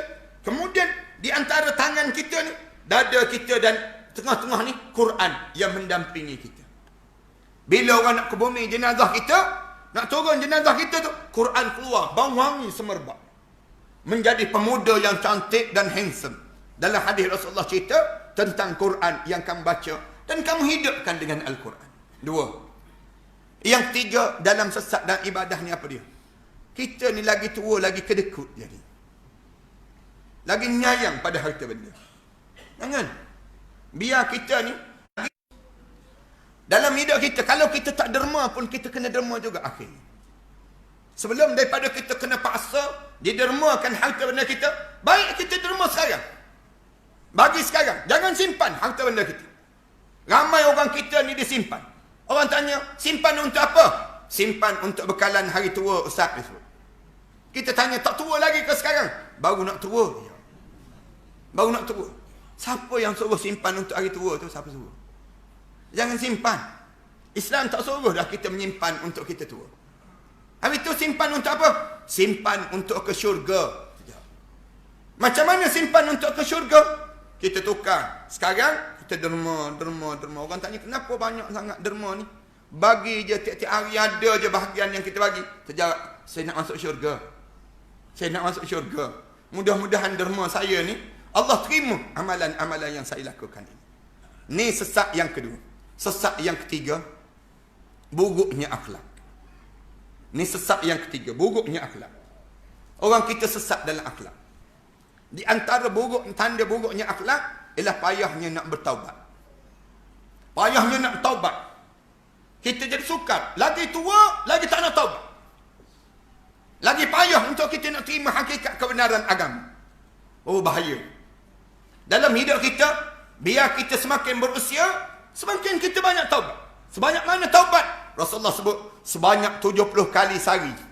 Aku taubat pada Allah. Inni atubu ilallahi aktsara sab'ina marrah. Akak tangan kita ni sebut pada Allah, ya Allah. Kita sebut, ya Allah, banyaknya dosa aku ni ya Allah. Sampai aku tak boleh nak sebut banyak mana dosa aku ya Allah. Titik air mata kita, titik tu. Angkat tangan, gang muka kita ni. Ya Allah, aku ni banyak sungguh dosa ya Allah. Siapa aku tak rasa nikmatnya dalam ibadah pada kamu ya Allah. Kita pun menangis seorang-seorang. Bangun malam-malam. Katanya Imam Ghazali, dalam kitab dia cerita, ada seorang hamba Allah. Dosa apa dia tak buat atas dunia? Di kota Baghdad. Dia buat dosa ni banyak. Dosa tiap-tiap hari buat dosa. Dosa yang banyak. Dosa apa dia tak buat? Dia buat semua dosa. Satu hari dia mati. Bila dia mati, Imam Ghazali kata, isteri dia bagi tahu ada orang penduduk kota Baghdad, suami saya mati. Marilah mandikan jenazah suami saya. Tolonglah solat jenazah suami saya. Tak ada seorang pun bergerak. Diamnya. Tahu dah suami jahat, katanya orang. Suami jahat. Takkanlah kita nak pergi mandi jenazah orang mati begitu. Tak ada manfaat begitu. Orang pun tak pergi. Zuhur tak pergi. Dia tunggu start daripada pagi. Tak mari orang. Zuhur tak mari. Lepas zuhur tu, dia tunggu. Tak ada juga. Orang mari ni, dia pun ambil jenazah suami dia. Dia mandi sendiri. Jenazah isteri mandi. Siap mandi. Golek jenazah ni atas kain kapan. Bila golek jenazah atas kain kapan, Imam Ghazali cerita dalam kitab dia. Bila golek saja siap kapan sendiri, ambil pelepah kurma, tak golek pula jenazah suami ni atas pelepah kurma. Kemudian tarik dengan kaldai, tarik sampai asar. Sampai asar tu gali kubur jenazah suami. Gali kubur, isteri seorang buat. Siap gali tu sampai parah dada, lompat naik. Lepas asar. Bila lepas asar tu lompat naik, tengok ada seorang hamba Allah yang tua, mari. Dalam keadaan mungah ni. Jumpa dengan dia. Orang tua tu dia tengok orang alim di kota Baghdad. Isteri dia. Dia kata, ni jenazah suami kamu kan? Katanya isteri dia sebut, ya, jenazah suami aku. Katanya orang tua sebut, bagi panggil penduduk kota Baghdad ni, bagi tahu pada dia, aku nak semayang jenazah hamba Allah ni. Bagi tahu kan. Isteri dia pun pergi berjumpa ni. Bagi tahu, orang alim ni datang nak semayang jenazah. Dia jemput semua datang. Orang pun pakat datang. Dengar orang alim ni datang nak semayang, nak ke bumi jenazah, pakat datang. Bila datang je, tanya terus orang alim, kenapa kita nak semayang jenazah orang yang mati dalam keadaan banyak dosa ni? Mati dosa, hidup buat dosa ni. Orang alim kata, dah, mari kita semayang dulu. Siap semayang, ke bumi semua, selesai. Siap selesai tersebut, orang alim tu kata, aku lepas zuhur tadi, aku tertidur lepas zuhur. Bila aku tidur, aku dengar suara dalam mimpi, bersegeralah pergi ke hujung kota Baghdad ini. Ada satu mayat yang nak dikebumikan oleh seorang perempuan, yang jenazah tersebut sudah diampunkan dosa dia di sisi Allah. Terkejut orang ramai. Allah ampun dosa dia. Dosa dia buat banyak-banyak begitu, Allah ampun dosa dia. Macam mana Allah boleh mengampunkan dosa dia? Tanya orang alim tu. Orang alim tu kata, aku tak tahu. Aku tak tahu. Tanya isteri ni. Tanya isteri tu jawab. Dia kata, boleh jadi ada 3 sebab dia. Dekat nak meninggal dunia jenazah suami saya ni, dia kata, dekat nak meninggal dunia 2 minggu, 3 minggu sebelum nak meninggal ni, rumah saya ni didatangi 2 orang anak yatim piatu. Tiap-tiap hari anak yatim piatu tu datang. Dia datang, dia sampai ke rumah, dia tunjuk perut dia lapar, arwah ni siap makanan, siap pakaian, kemudian mandi anak yatim piatu ni, suruh masuk dalam rumah, dia suap sendiri ke mulut anak yatim piatu sebut. Dia siap, dia buat tiap-tiap hari begitu. Sampailah dia meninggal dunia hari ini. Orang ramai kata, tu biasa je, kita boleh buat. Kita boleh buat. Tapi isteri dia kata, yang kedua, tanya isteri dia, arwah suami aku ni, dulu dia kata, dia minum arak, dia balik tidur. Malam-malam, pukul 2, pukul 3 pagi dia terbangun. Dia bangun ni, dia mandi, dia mengesok ke bucu-bucu rumah tu. Dia pergi tiap-tiap bucu-bucu rumah tu, dia kata, dia angkat tangan, dia sebut, ya Allah, dengan dosa-dosa yang banyak yang aku lakukan ini, ya Allah, di sudut neraka mana kamu nak bakar aku, ya Allah.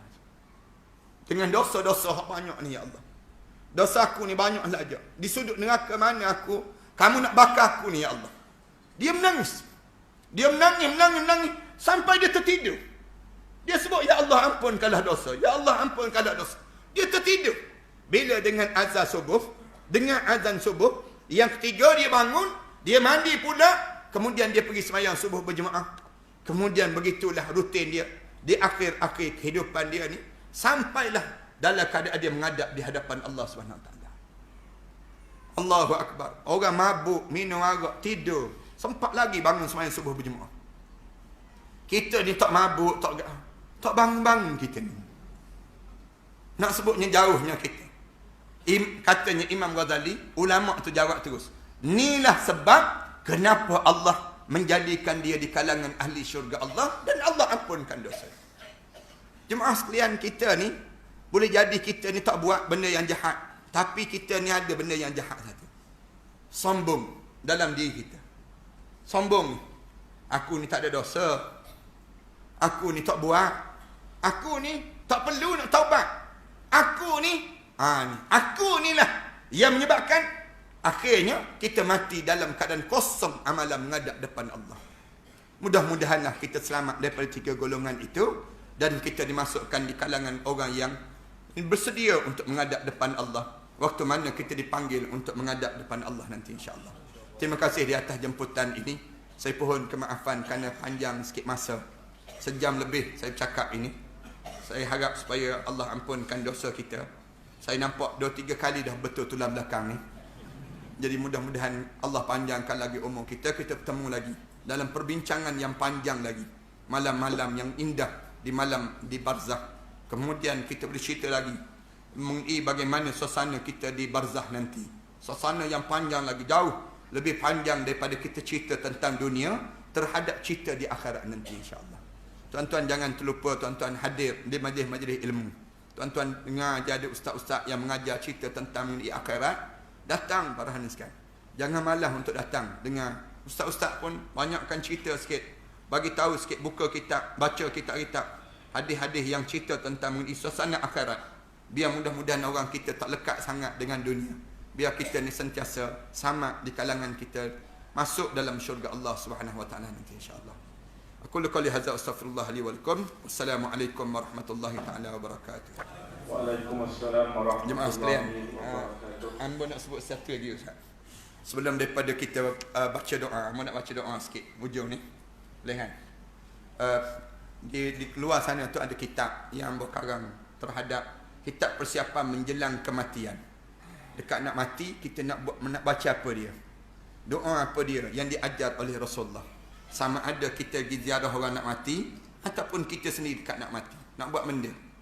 Patutnya kita lakukan apa dia sebelum daripada kita mati ni sendiri. Kitab ni anak karang sebelum daripada anak diberhentikan untuk kuliah di Radio Aikil. Bila kerajaan baru ni tak benarkan anak kuliah di Radio Aikil, takut ramai sangat orang tahu bab mati.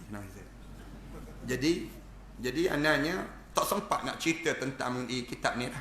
Kitab yang kecil je, tapi kitab ni besar nilai dia. Dalam ni ada satu doa yang pernah anda dapat daripada guru anda, yang Rasulullah ajar kepada Abu Hurairah radhiyallahu anhu. Di mana Rasulullah ajar pada Abu Hurairah, kalaulah kamu baca doa ni Abu Hurairah, kamu mati lepas pada kamu baca doa ni, tempat kamu dalam syurga Allah Subhanahu wa taala. Doa ni anda dapat pada muka surat 62 dalam kitab ni. Kitab ni anda dapat daripada guru anda dan anda nak baca pada jemaah sekalian. Jemaah ikut doa ni. Kemudian lepas pada doa ni kita baca ni, ramai-ramai kita baca ni, hujung nanti anda sebut, saya ijazahkanlah doa ini pada jemaah semua.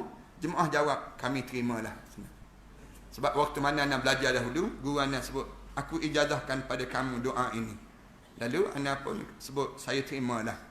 Lalu sama juga waktu mana anda belajar ni, anda baca doa ni, jemaah yang hadir pada malam ni ambil doa ni, pakat-pakat baca, kemudian lepas tu ajar pada keluarga masing-masing. Mudah-mudahan keluarga kita semua boleh masuk dalam syurga Allah SWT. Ini doa yang diajar oleh Rasulullah pada Abu Hurairah. Tuan-tuan ikut je, anda baca, tuan-tuan ikut. La ilaha illallah, yuhyi wa yumit, wa huwa hayyun la yamut, wa subhanallah rabbil ibad wal bilad walhamdulillah hamdan katsira tayyiban mubarakan fih ala kulli halin. Allahu akbar kabira kibriya Rabbina wa jalalatuhu wa qudratuhu bikulli makanin. Allahumma in kunta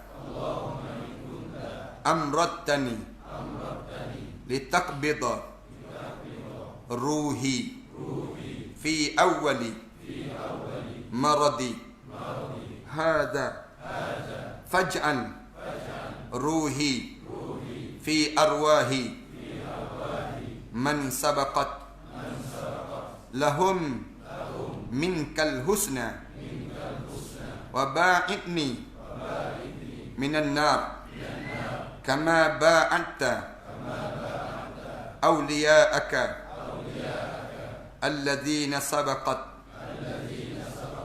lahum minkal husna. saya ijazahkanlah doa ini pada jemaah semua. Jemaah sekalian, kitab ni sebenarnya saya bangunkan sebelum daripada ni saya karang kitab Malam Tama di Barzah. Kemudian saya karang lagi kitab Teman di Barzah. Siapa yang akan teman pada kita di Barzah.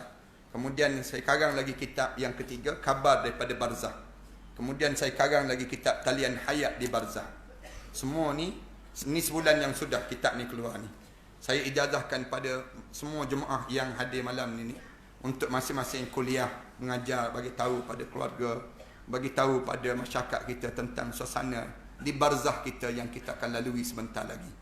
Kemudian lepas pada tersebut, baca jadikan amalan. Kenapa anak karang kitab ni ya? Di antara sebab yang utamanya anak nak suruh semua orang kita di Malaysia ni mati masuk syurga Allah SWT. Ni yang anak inginkan dan cita-citakan sangat supaya ramai di kalangan kita boleh selamat daripada neraka Allah.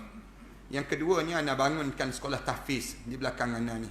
Ada lebih kurang 5 buah sekolah tahfiz di mana pelajar ada lebih kurang 1000 orang lebih pelajar yang menghafal Quran. Satu di Kelantan, satu di Pahang, satu lagi di Shah Alam, satu lagi di Pulau Langkawi, satu lagi di selatan Thailand. Selatan Thailand tu pelajar asalnya 22 orang je. Sekarang ada lebih kurang 460 orang pelajar. Tiap-tiap bulan anak kena hantar lebih kurang 30,000, 40,000 untuk membiayai mereka ni sendiri. Bagaimana cara nak suruh kita nak tanggung mereka ni sendiri? Anak suruh mereka bela lebah di selatan Thailand. Di selatan Thailand tu mereka bela lebah. Lebah tersebut mereka letakkan depan mereka. Mereka bangun tahajud, mereka sujud selama 3 jam setiap hari. Doa pada Allah. Kemudian madu lebah tu mereka hantar ke Shah Alam. Anak gunakan untuk perubatan Islam. Orang yang kena sihir, anak kata minum air madu. Minum untuk muntah, keluar benda yang pelik-pelik. Di Malaysia kita ni kuat ilmu sihir. Orang kita ni kuat sihir menyihir. Kuat sangat. Santau menyantau pun kuat. Baru-baru ni ada seorang hamba Allah. Dia kena sihir tu. Kita baca ayat-ayat Quran, muntah tu keluar satu plastik putih. Cacing-cacing warna putih. Satu plastik. Nak sebutnya banyak sangat. Orang kita ni sihir. Baru-baru ni ada hamba Allah. Dia pergi tu, dia x-ray, dia tunjuk x-ray dekat hospital, penuh paku-paku dekat betis dia. Paku dalam betis dia. Kemudian doktor kata kalau operate semua ni, maknanya hancurlah daging-daging sebab banyak sangat paku ni. Doktor suruh jumpa dengan perawat Islam. Kita pun baca ayat Quran, bagi minum air madu, tepuk, keluar paku-paku tu. Kira-kira sebanyak 121 pucuk paku. Nak sebutnya sihir, orang kita ni kuat sangat. Siapa yang masukkan paku dalam betis ni? Kalau tidak kerana sihir menyihir di kalangan kita. Kuat ilmu sihir di kalangan kita ni. Sihir ni pula kebetulan tak ada undang-undang di Malaysia kita ni. Kita ni kena sihir, kita pergi report pada polis. Tuan, saya kena sihir. Polis pun jawab, saya pun kena sihir juga. Nak sebutnya tak ada undang-undang. Jadi, para hadis sekalian cuba buat amalan. Mudah-mudahan kita berselamat daripada benda-benda demikian. Ada yang kena kencing manis teruk, dia minum air madu, turun kadar gula dalam darah dia. Ada yang saya pernah kena batu karang sekali, minum air madu tu keluar batu karang. Betul lah dalam hadis Rasulullah sebut, alaikum bil asal. Biasakan hidup kamu makan madu, kata Rasulullah. Makan madu ya, bukan bermadu makan madu. Ni satu-satu madu yang kita bawa balik ke rumah, orang rumah senyum je. Bawa balik madu, satu lagi belakang parang lah jawapannya. Madu tu, para hadis sekalian ambil kacau dengan air suap, kemudian letak dalam peti ais. Kemudian dah sejuk dah, hidang pada keluarga masing-masing. Kemudian Rasulullah sebut, kalau kalian ingin rasa nikmatnya air dalam syurga Allah, di dunia ini lagi, amalkan cuba minum air madu yang disejukkan, kata Rasulullah. Kita akan rasa nikmat yang tak terkata. Nikmatnya air dalam syurga Allah SWT yang dirasakan di dunia ini lagi. Itu cara demikian. Kalau tak boleh juga para hadis sekalian pakai ambil pamphlet ni lah. Pamphlet ni ada kat luar nanti. Kemudian pergi ke bank-bank. Kemudian diri depan mesin bank tu. Semayang sunat istiqarah dulu. Nak infak ke, nak derma ke, nak cara demikian. Pakat-pakat sebar dah. Manalah tahu ada orang yang, siapa yang teringat pada arwah ayah, arwah mak. Niat, saya sedang bangunkan sekolah. Sekolah ni ada beberapa nombor akaun yang diperlukan sangat untuk jemaah-jemaah sekalian bantu pakat-pakat demikian insya-Allah. Bismillahirrahmanirrahim. Alhamdulillahirabbil alamin. Wassalatu wassalamu ala asyrafil anbiya'i wal mursalin وعلى آله وصحبه أجمعين. اللهم اغفر ذنوبنا ولوالدينا وارحمهما كما ربينا صغيرا ولجميع المسلمين والمسلمات والمؤمنين والمؤمنات الأحياء منهم والأموات. Ya Allah, ya Tuhan kami, sewaktu mana kami mendatangi rumah kamu tadi, ya Allah, kami datang dengan dosa-dosa yang banyak, ya Allah. Kamu jadikanlah saat kami bersimpuh di dalam majlis ilmu ini, ya Allah, kamu ampunkan dosa besar kami dan dosa kecil kami, ya Allah. Ya Allah, saat kami datang tadi, ya Allah, kami bawa anak-anak kecil kami bersama, ya Allah. Kamu jadikanlah anak-anak kami anak-anak yang saleh, ya Allah, dengan tadahan doa sesama kami ini, ya Allah. Ya Allah, saat kami mendatangi kamu tadi, ya Allah, kami mendatangi ke rumah kamu ini, ya Allah, kami datang dengan penyakit-penyakit yang banyak, ya Allah. Kamu jadikanlah dengan tadahan doa sesama kami ini, ya Allah, penyembuh kepada penyakit yang kami deritai ini, ya Allah. Ya Allah, ya Tuhan kami, hati kami ini, ya Allah, sentiasa berbolak-balik, ya Allah. Jadikanlah hati kami ini, ya Allah, hati yang sentiasa tetap dengan agama kamu, ya Allah. Ya Allah, ya Tuhan kami, kami pohon pada kamu, ya Allah, terhadap apa yang pernah dipohon oleh Nabi kami Muhammad sallallahu alaihi wasallam. Jauhkanlah kami, ya Allah, daripada apa yang minta dijauhi oleh Nabi kami Muhammad sallallahu alaihi wasallam. Ya Allah, ya Tuhan kami, izinkan bibir kami menyebut la ilaha illallah Muhammadur Rasulullah di akhir kehidupan kami nanti, ya Allah. Saat terbujur kaku jenazah kami nanti, ya Allah, kamu ampunkanlah dosa kami, ya Allah. Di saat mana dimandikan jenazah kami nanti, ya Allah, kamu gugurkanlah dosa kami dengan guguran air yang merenjis badan kami itu, ya Allah. Saat mana kami mula dikapankan nanti, ya Allah, kamu putihkanlah amalan kami, ya Allah, lebih putih daripada kain kapan yang membalut jasad itu, ya Allah. Saat mana kami mula disalatkan jenazah kami nanti, ya Allah, kamu datangkanlah dan kamu hadirkanlah anak-anak kami yang saleh, ya Allah, yang akan mengimamkan salat jenazah kami, ya Allah, yang akan mengusung jenazah kami nanti, ya Allah, yang akan membawa kami ke liang lahat nanti, ya Allah. Ya Allah, tatkala mana jenazah kami mula diturunkan ke barzah nanti, ya Allah, kamu ringankanlah himpitan kubur itu, ya Allah. Kamu wangikanlah kubur kami, ya Allah, dengan wangian raihan, ya Allah. Saat mana kami mula dihadapkan muka ke kiblat nanti, ya Allah, saat mana mula diturunkan liang lahat kami, ya Allah, kedengaran tanah-tanah yang turun itu, ya Allah, kamu jadikanlah kubur kami, ya Allah, di antara taman pada taman-taman syurga, ya Allah. Tetapkanlah kata-kata kami nanti, ya Allah.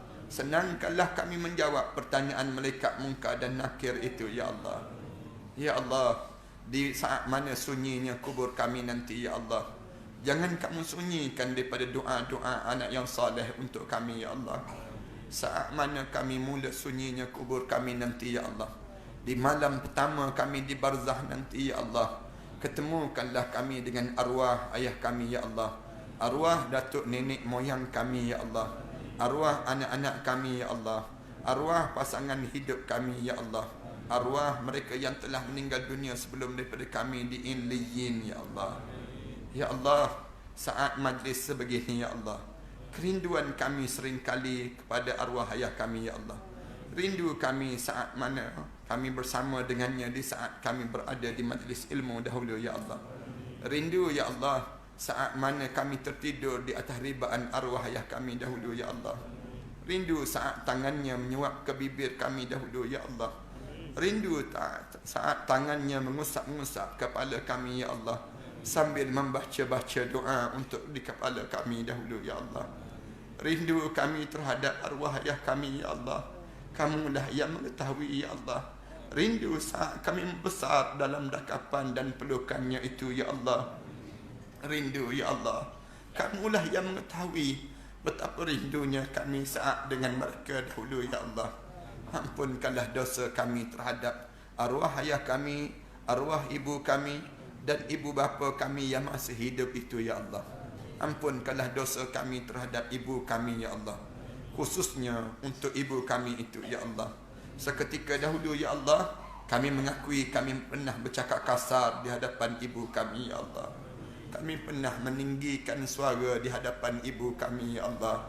Kami pernah menengking kata-kata ibu kami, ya Allah. Kami pernah berpaling saat mana nama kami dipanggil dan dipanggil oleh ibu kami, ya Allah. Kami pernah menghempaskan pintu, ya Allah, saat mana ibu kami memanggil-manggil nama kami, ya Allah. Ampunkanlah dosa kami di kala itu, ya Allah. Kami tidak sengaja melukakan hati ibu kami, ya Allah. Kami tidak sengaja melukakan hati ibu kami, ya Allah. Kami tahu redha ibu kami menjadi besar dalam hidup kami, ya Allah. Ya Allah, ya Tuhan kami, kerana dosa-dosa itukah, ya Allah, yang menyebabkan kamu berpaling daripada rahmat kamu untuk kami, ya Allah. Kerana dosa-dosa itukah pula, ya Allah, anak-anak kami enggan mendengar kata bicara kami, ya Allah. Kerana dosa-dosa itukah, ya Allah, yang menyebabkan seringkali berantakan dalam kekeluargaan kami, ya Allah. Kerana dosa-dosa itukah, ya Allah. Kerana dosa-dosa itukah, ya Allah. Kerana dosa-dosa itukah, ya Allah. Ya Allah, seburuk mana pun kami, ya Allah. Sekeji mana pun kami, ya Allah. Sejahat mana pun kami, ya Allah. Segunung mana pun dosa yang pernah kami lakukan di dunia ini, ya Allah. Pandanglah kami dengan pandangan rahmat kamu, ya Allah. Pada siapa lagi kami mampu mengadu doa ini, ya Allah, kecuali pada kamulah yang maha mendengar setiap rintihan doa hamba-hambamu ini, ya Allah. Ya Allah, bangkitlah kami di akhirat nanti, ya Allah, bersama dengan para nabi dan para awliya salihin, ya Allah. Sewaktu mana melayangnya suratan amalan manusia nanti, ya Allah, terimalah suratan amalan kami sebelah tangan kanan, ya Allah. Jangan kamu terima suratan amalan kami sebelah tangan kiri, ya Allah. Kami takut dan kami bimbang terhadap dosa yang kami lakukan ini, ya Allah. Ya Allah, ya Tuhan kami, izinkan kami meminum di air telaga Kausar itu, ya Allah. Ya Allah, kamu pilihlah kami, ya Allah, untuk kami dilayakkan untuk meminum di air telaga Kausar itu, ya Allah. Ya Allah, ya Tuhan kami, senangkanlah kami melalui titian sirat nanti, ya Allah.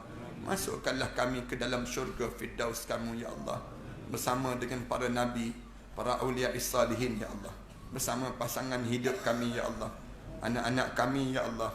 Jiran tetangga kami, ya Allah. Sahabat handai kami, ya Allah. Dan mereka yang mengaminkan doa ini, ya Allah. Ya Allah, ya Tuhan kami, izinkan kami bersimpuh di sisi Nabi kami Muhammad sallallahu alaihi wasallam. Mencium jari jemarinya, ya Allah. Mengucup dahinya, ya Allah. Memeluk tubuh badan nan indah itu, ya Allah. Ya Allah, izinkan kami meletakkan kepala kami di atas ribaan Nabi kami Muhammad sallallahu alaihi wasallam, sambil melihat wajah kamu di dalam syurga nanti, ya Allah. Rabbana 'alaika tawakkalna wa ilaika anabna wa ilaikal masir. Rabbana ij'alna muqimas salah wa min dzurriyyatina rabbana wa taqabbal du'a. Rabbana atina fid dunya hasanah wa fil akhirati hasanah wa qina azabannar. Walhamdulillahi rabbil alamin. Amin ya rabbal